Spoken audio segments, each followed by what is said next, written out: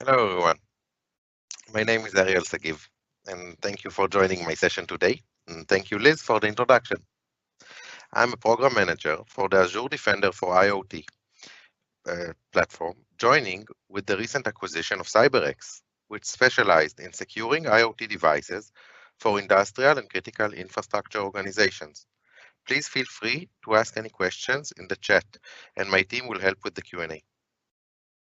Let me start the presentation and kick it off.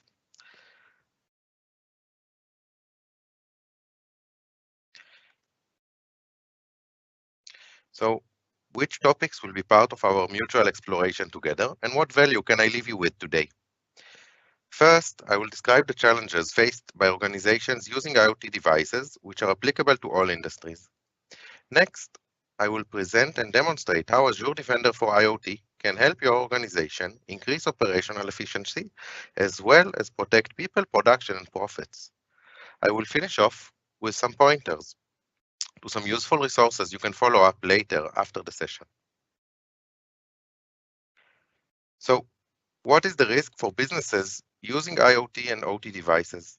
Well, since the invention of the programmable logic controller, the PLC, in 1969, for the last 50 years or so, we've been installing, upgrading, automating, and re-engineering business-critical production networks. Reliability was always part of the design, but cybersecurity was not. And then came the internet and connectivity. Today, businesses face financial risks from a multitude of directions, financial risks, including shutdown of plants, lost production, damaged goods, brand name, and customer trust, and damaged customer trust. Theft of intellectual property, which affects industries ranging from soft drink to pharma and medical research industries. Safety risks to employees, to the environment, and as we know, cases where infrastructure was actually turned into a weapon. So how can we measure how secure our organization is? Organization maturity can be broken down into three categories: asset discovery and management, knowing what is on the networks and what might pose a risk, continuous monitoring for threats on the networks, which is a day-to-day effort, as well as integrating both by technology and process the security and operational teams to work together, creating effective collaboration.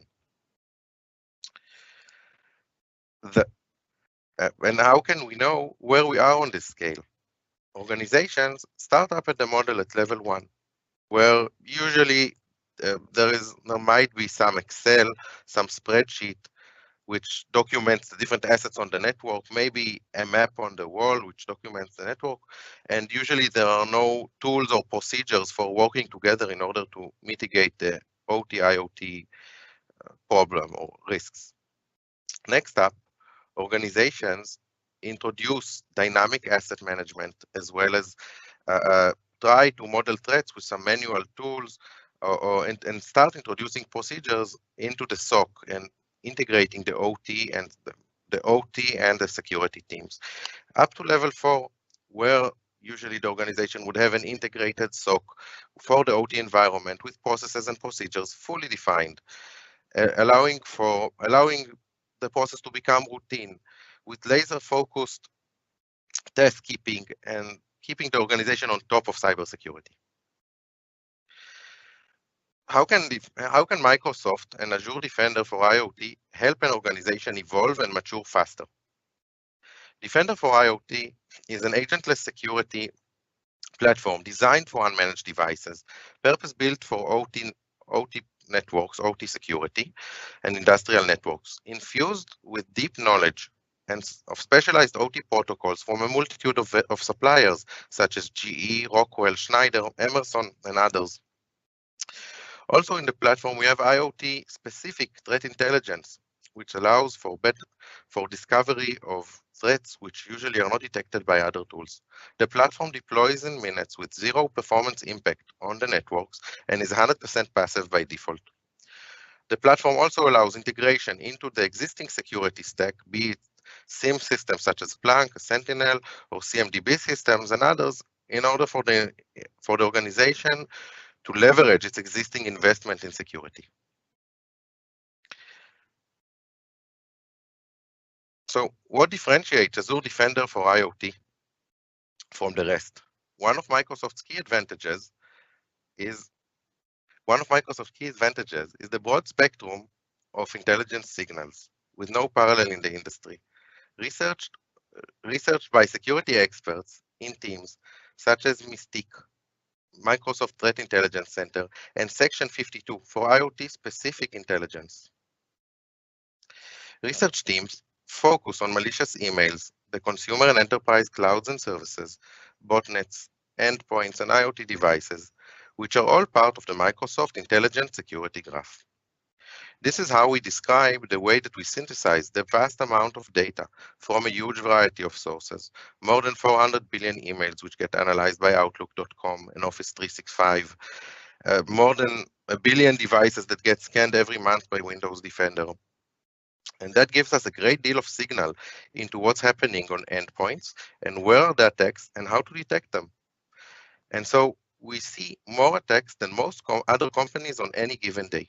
We get a lot of information from defending against those attacks.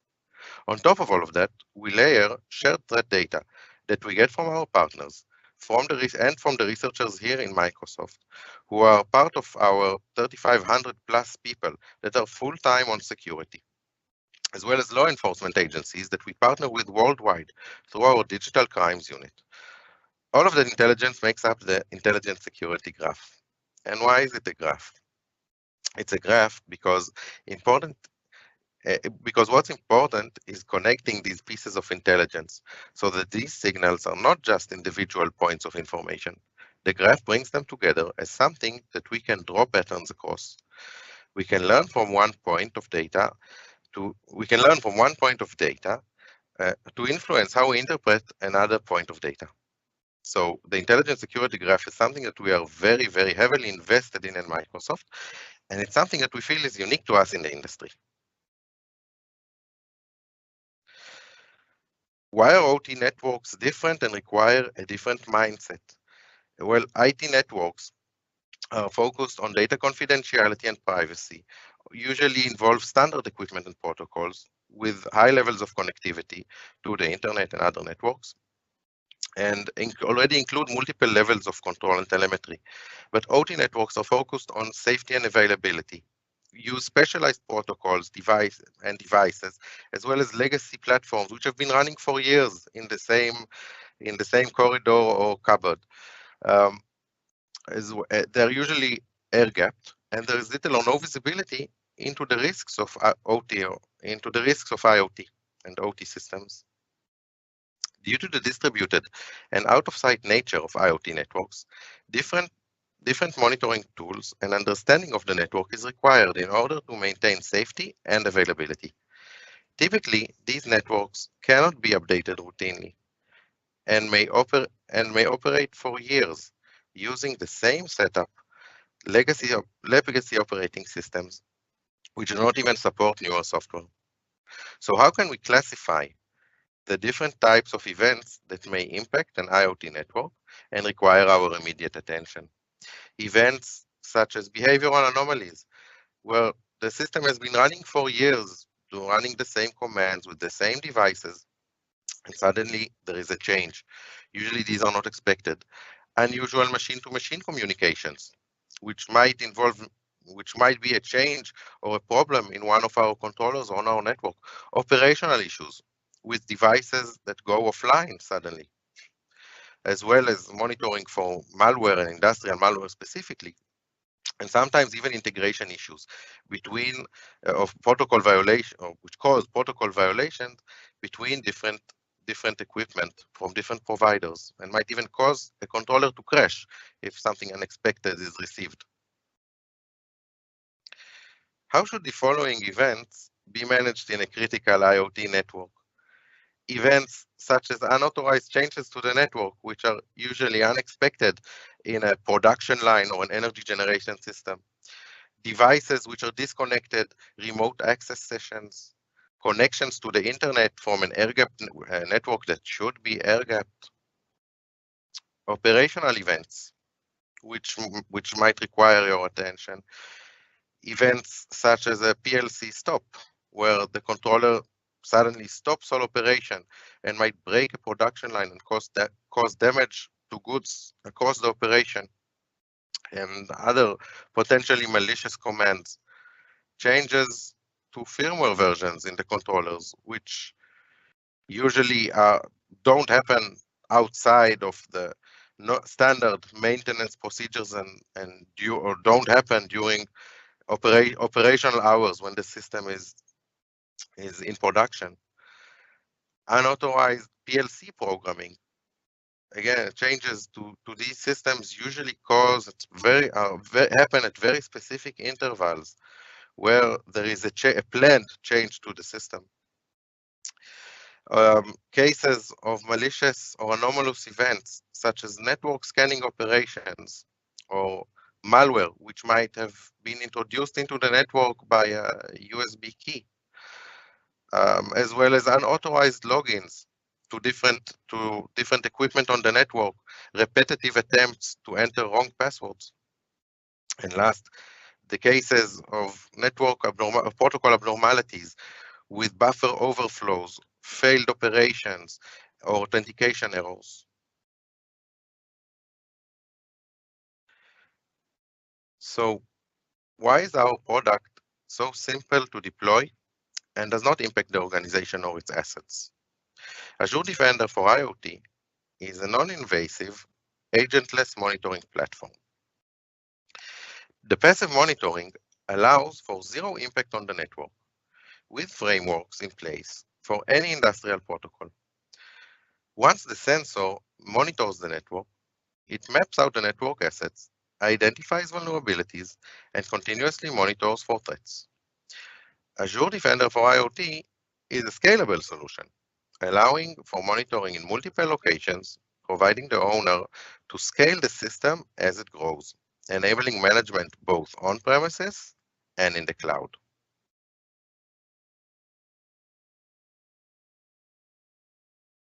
Let me introduce Richard. Richard is the new Chief Security Officer who would like to improve the security posture and IoT monitoring in some new production plants our organization has just commissioned. What challenges is Richard facing in order to reach his goal? First of all, Richard needs to address discovery. What devices are on the network, how they are communicating, and how easily can we implement better segmentation and zero trust policies? Well, let me demonstrate in the product. This is Richard's system, which has been monitoring the network for the last couple of days. And it has mapped out the network in the plant using displaying the information in the Purdue model. We can see the different assets from the enterprise supervisory and down to the process control layers. The system has mapped out the different assets on our network, the connections between them, the communications, allowing us to observe which devices are talking to which devices and dive into the data. We are also able to mark and prepare and focus on devices which are more important to the network, devices which might be critical for our operation or the safety of our plant. The system automatically maps out the different protocols and different networks available in our plant, allowing us to focus, to zoom in on the different systems and understand if they are working correctly and talking only to the devices that they should be talking to on the network. We can also overview here. Some of our devices have active alerts on them. I will go into this a bit later. And we can see the different information on the controllers. Monitoring the network, our sensor can understand and break down the structure of the controller down to the physical modules which take part of it, the different racks and slots, including the different firmware and software installed, utilizing this information to later discover vulnerabilities and risks to our organization.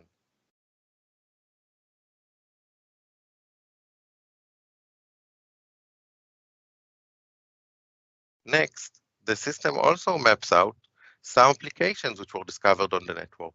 Maybe these applications are not allowed by policy.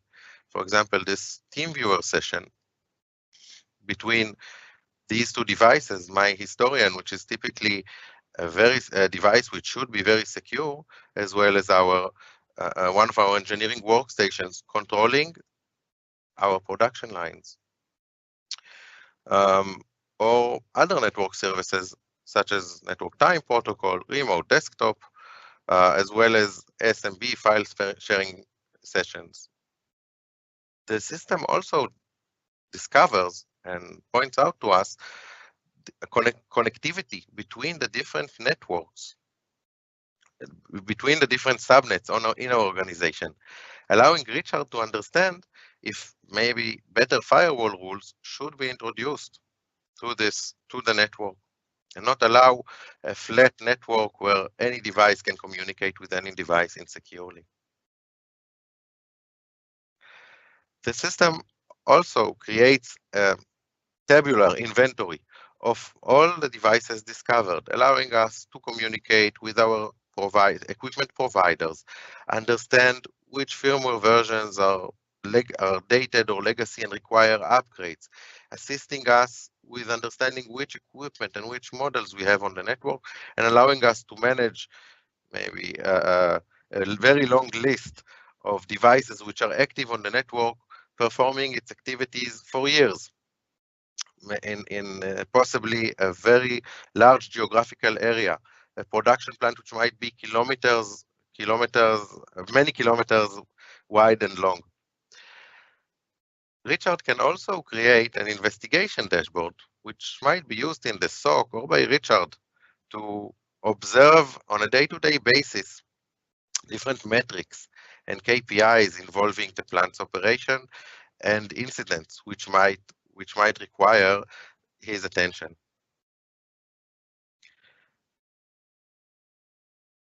Next, now that we've mapped the network, Richard would like to know and to map out which IoT vulnerabilities require immediate attention and how to prioritize mitigation in order to build a plan and improve the security of the new site. Richard can use the information in the system to analyze remote access sessions of different systems on the network, as well as review vulnerabilities and exploits which need to be mitigated on the different devices on the network. Furthermore, Richard can use the attack vector simulation tool, which allows Richard to understand, to protect and simulate attacks on the most critical devices on the network. Here we see an example of one of the devices on the network, which is very important and controls a pumping line, where an attacker from the internet, due to the connectivity of the network, which might not have been planned, but hopping from one node to another allows an attacker to reach from the internet utilizing known exploits or other open ports and reach and communicate directly with the most critical systems in the plant. There are, of course, a number of ways that this attack can take place with different levels of probability. Richard can use this tool again and again as mitigation takes place. Vulnerabilities are patched, versions are upgraded until there is a clean bill of health for the network.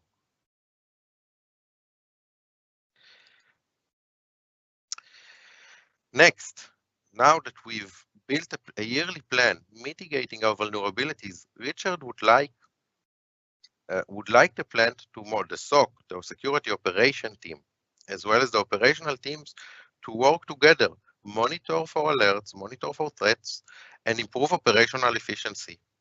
How does Richard know if there are any threats which are right now active on the network and need immediate response, or operational efficiency problems where bandwidth is saturated on some of the links or devices are misconfigured?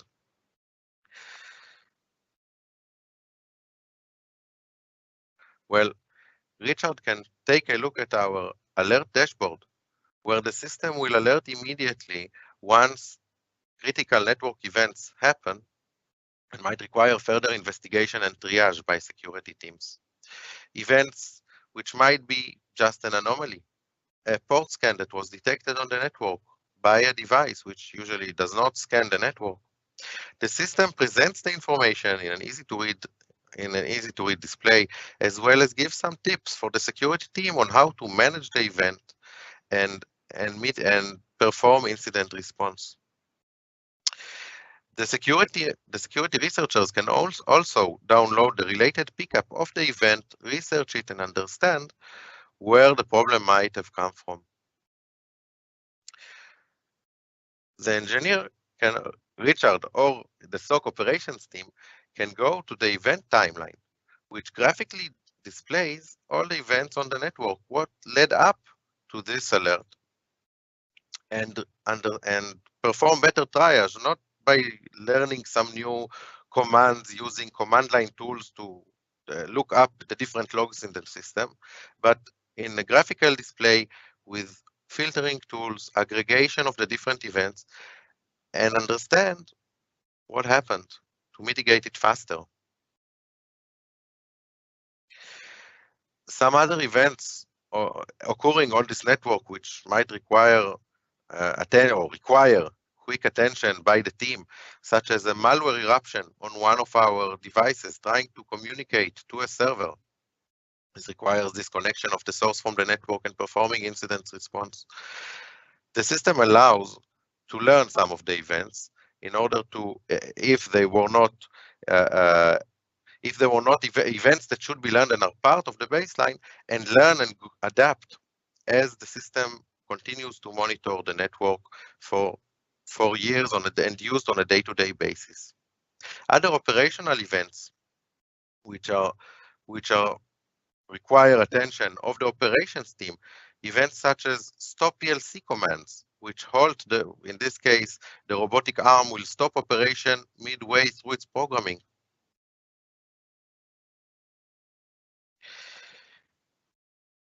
Next,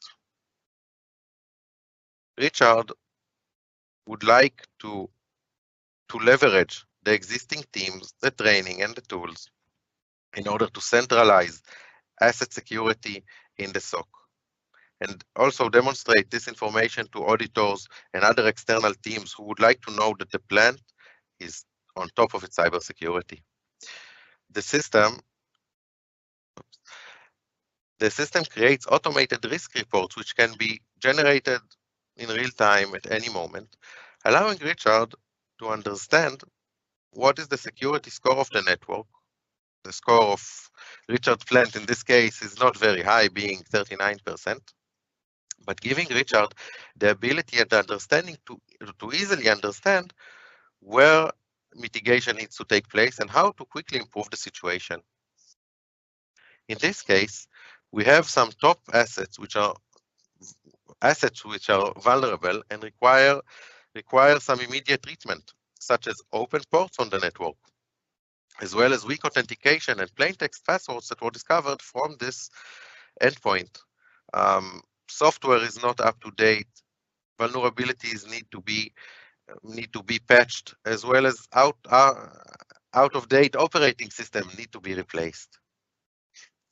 All of this information is presented in an easy readable PDF report, allowing Richard and his team to quickly mitigate the highest priority items and improve the security score significantly in a short manner of time, such as upgrading firmware to the latest versions on these devices, installing an antivirus solution, as well as investigating existing malware indicators and performing incident response.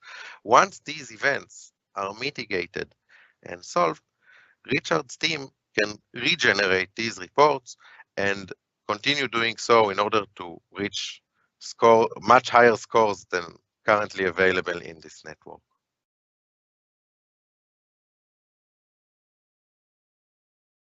Now that after the success of the monitoring project on the new production plant, Richard would like to grow the system and monitor more networks across the organization. How can Richard deploy and monitor the different networks across the organization? The platform supports deployment and management of multiple appliances which monitor different parts of the network, allowing for deployment in multiple topologies, supporting the most secure air-gapped networks as well as connected networks across different verticals. The management console that Richard has deployed in his organization allows a top-down view of the different networks which are being monitored, as well as understanding where the teams need to focus, where there are higher risks that need mitigation. The management console helps security teams on their day-to-day, allowing to focus top-down on the problems and upkeep the organization. The management console allows for managing the inventories and alerts across the organization. Here we can see the different sites in Richard organizations, and as they grow, more sites and zones will be added to the screen. And Richard can overview and see that the systems are operating correctly. Review the global asset inventory, which shows all the assets on the different networks, allowing for review of firmware versions, of activity of devices which might have been disconnected, working together with vendors, patching firmware versions, as well as operating systems and outdated operating systems. From the single pane of glass, Richard's security team can view alerts from across the organizations and monitor in one place tens and hundreds of sensors monitoring a global deployment.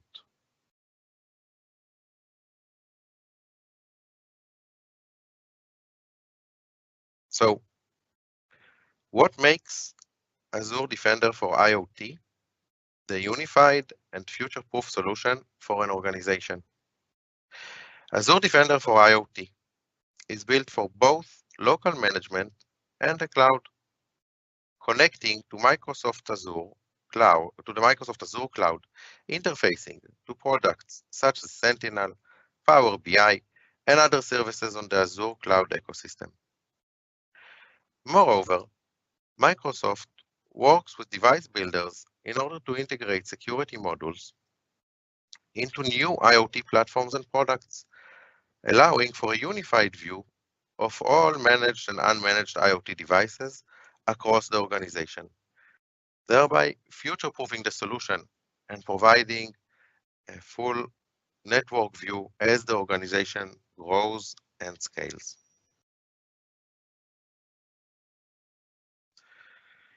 So now we understand the risk organizations face by the increasing number of IoT devices taking part in critical business processes, and review the solution offered by Microsoft to organizations willing to protect people, production, and profits.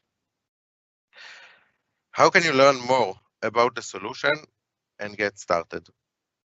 Well, we've prepared some extra resources and invite you to read through the product briefs, as well as join our IoT security community to learn more and help your organization get started on your journey of IoT security.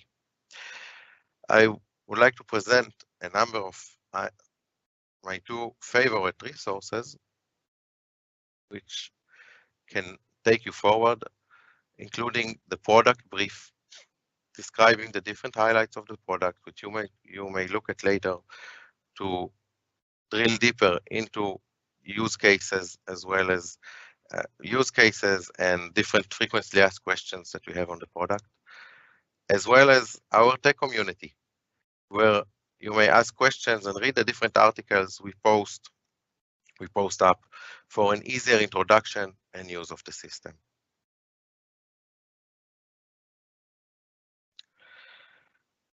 In case you have any further questions, please write them down in the chat so we can address them. And I will review the questions during the session that have been asked during the session, maybe by Richard the CISO, who is looking to better utilize the platform. And I can demonstrate some more if there are specific items. Wonderful. Thank you so much, Ariel. I will throw it back to our SMEs online and see if we have any questions in the queue for Ariel to answer. Yes. Thank you for that, Ariel. For now, my pleasure. For now, it seems that our chat window is a little bit hesitant with further questions.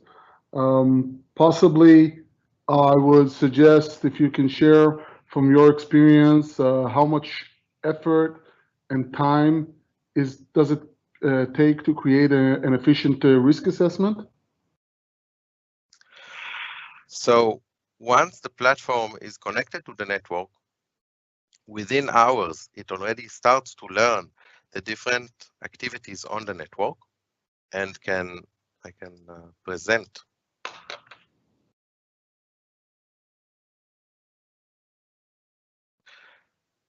Present the product.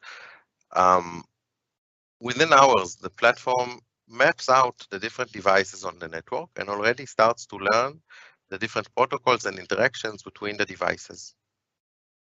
Detect their type, detect the vendor. The risk assessment is generated by clicking this button at any moment and presented in a very easy to read PDF format, can be forwarded, and it's quite popular because it's easily forwarded to management, to the plant engineers who might be required to follow to improve the communication and the discussion between the security and the operational teams in the plants, where the SOC might be in a central global location. And in later sessions, we will discuss these challenges, but the SOC and the engineer, the operational engineers, don't speak the same language, and using these types of reports enables the engineers to easily understand what they need to do in order to improve the security of the network. Once this report is sent by email, especially the mitigation steps, it is very easy to follow and checklist and confirm that these items were fixed. Thus quickly improving, building a plan that can be implemented not in years, but within weeks and months to patch controllers during maintenance windows and purchase new equipment where needed, upgrade operating systems, but take cybersecurity seriously. As well as detect. There's another highlight of the report is the internet connections. Usually these types of systems should not connect to the internet. They are closed onto themselves, and operational engineers usually want to know when a system is performing out of its designed specification. Thank you for that, Ariel. Another question that comes to mind is that we noted that we're working in a very strenuous and changing environment. How does the Azure Defender for IoT product answer these challenging circumstances and when they come available? So once you get an attack or a new algorithm of attack, how does it replay and be introduced into the Azure Defender for IoT product? So the system addresses this challenge by by alerting and detecting on behavioral changes. And once it learns the network baseline, it learns the different the allowed commands or the allowed events on the network, and any change, any deviation from the standard security baseline of the network will alert the operator. Usually attacks might be the attacks that were previously seen and are already known, but in some cases, the attacks don't have a specific template that we can discover, but a change in these types of systems, again, that have been working for many years the same way, running transport, running packaging systems, usually their behavior does not change, and the system will alert on any change from the standard from the standard operation of the network, and communicate this information up to the management systems and into Azure Defender for IoT portal. Ariel, another questions we received is, what are the main gaps and challenges implementing security in ICS networks that your customers shared with you? Again, the gaps in implementing gaps and challenges implementing security in ICS networks that the customers have shared with you? So I would like to relate to two gaps. The first is the challenge of no changes to the network and the integrating the sensors to the network themselves, and this is easily done as I have presented. Let me pull up the slide. So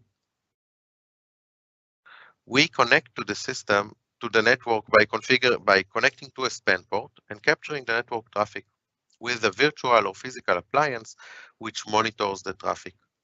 Once the networks and the location, sometimes it's the physical or even the physical location of the different network topology is not known. Once the project is underway and understanding where networks should be monitored, the sensors can be placed and begin to monitor the network.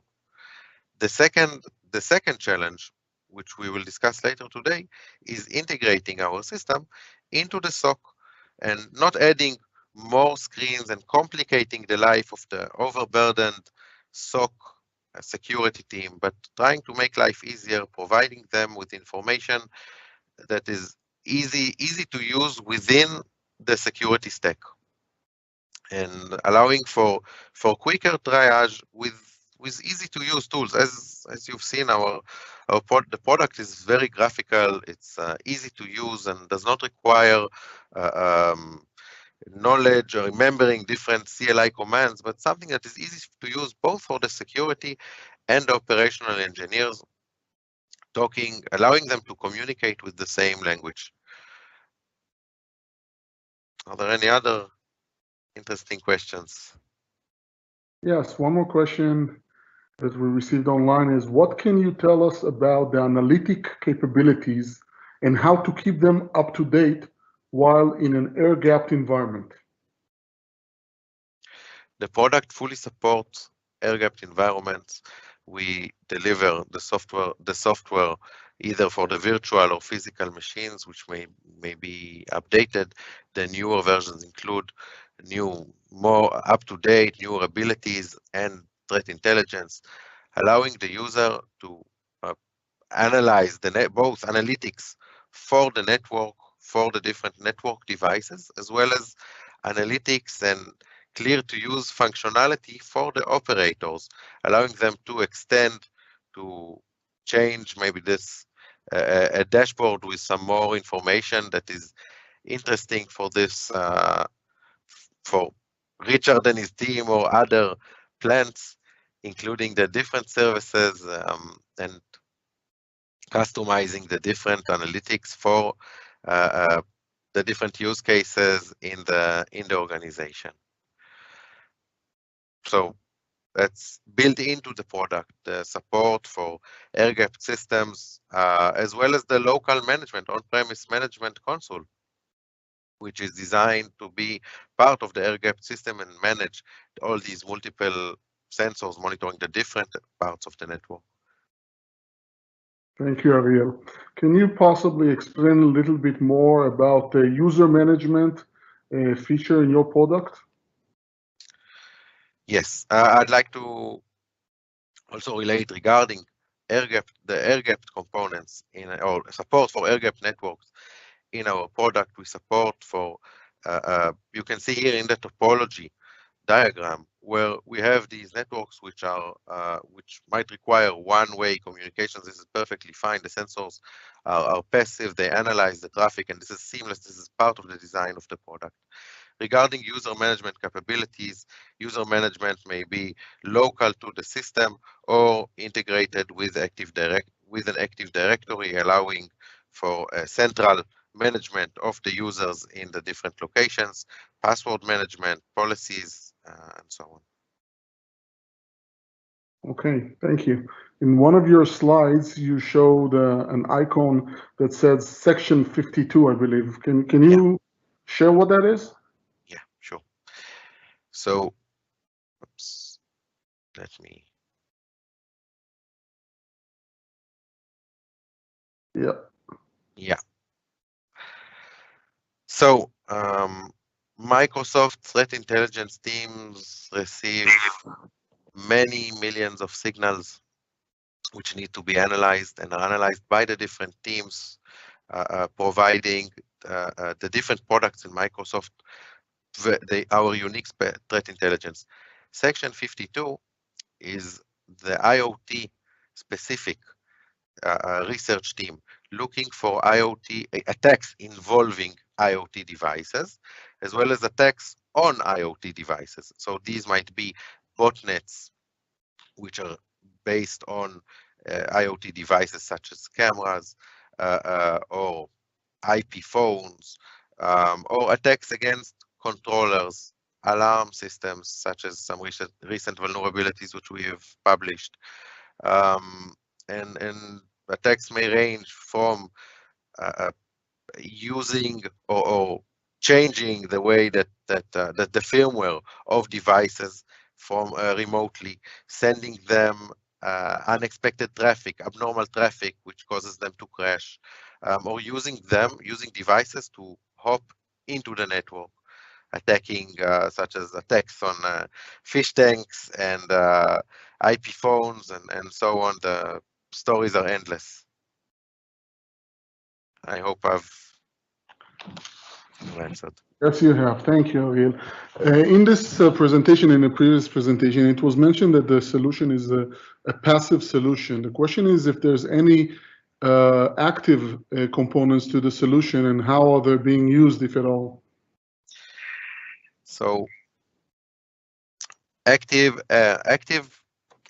tools are part of the solution as well if needed, but the most of the networks and use cases require passive, where we don't want to have any changes to the networks, any effect, and sometimes it's not needed for the challenges of discovery, vulnerability management, and patching, as well as continuous monitoring. All of this information can be usually reached passively by monitoring the network and analyzing it and the different protocols.